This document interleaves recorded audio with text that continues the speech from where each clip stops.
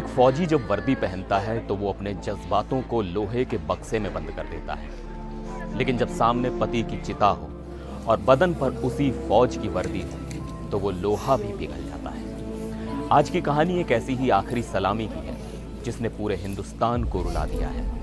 हिमाचल के कांगड़ा में एक चिता जल रही थी और उसके सामने खड़ी थी विंग कमांडर अफशां।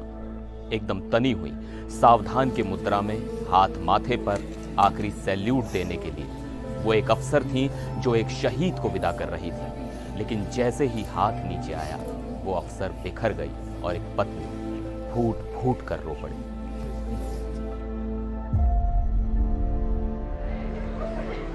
ये मंजर पत्थर को भी मोम कर देने वाला था। दुबई एयर शो में तेजस क्रैश हुआ और हमने अपना जांबाज pilot wing commander Namansh Sayal को खो दिया।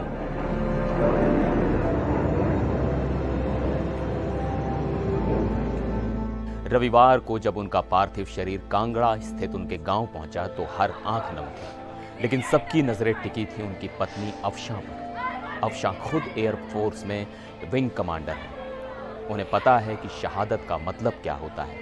उन्हें पता है कि एक पायलट जब कॉकपिट में बैठता है तो मौत और जिंदगी के बीच सिर्फ कुछ इंच का फासला होता है। लेकिन जब वो अपने पति नमांश की चिता के पास पहुंची तो वो सिर्फ एक विंग कमांडर नहीं थी, वो हमसफर थी जिसका साथी सफर के बीच में ही हाथ छुड़ा कर चला गया। वीडियो में साफ दिख रहा है उन्होंने पूरी ताकत बटोरी, खुद को संभाला, पति को सैल्यूट किया, लेकिन जैसे ही वो पल गुजरा उनके सब्र का बांध टूट गया।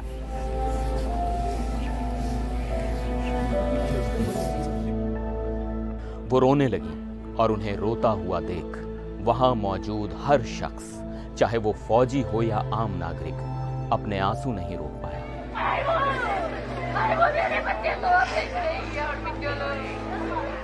वो हादसा किसी बुरे सपने से कम नहीं था।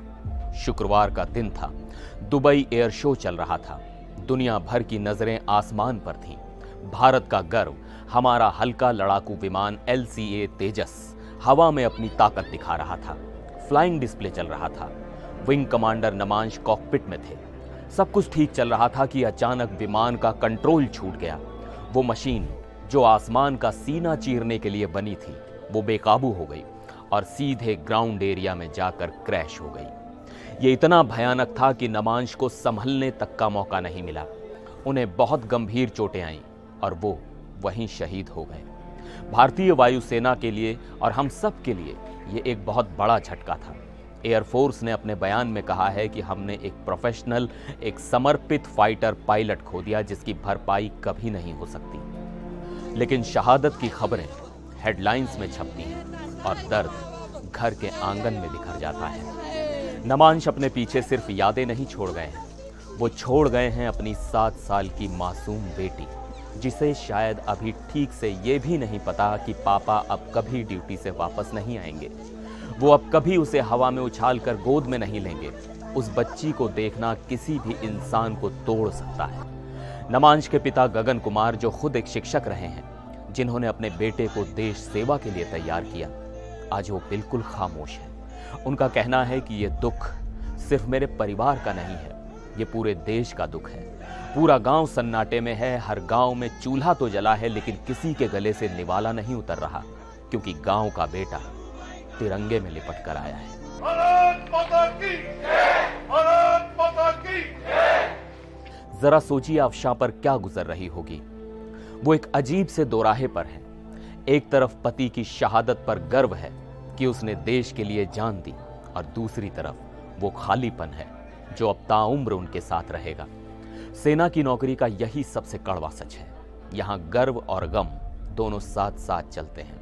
Chief of defence staff general Anil Chauhan और पूरी भारतीय सेना ने इस दुख की घड़ी में परिवार का साथ देने का वादा किया है, लेकिन हम जानते हैं कि अफशां और उनकी बेटी की दुनिया में जो अंधेरा हुआ है उसे कोई रोशनी नहीं भर सकती।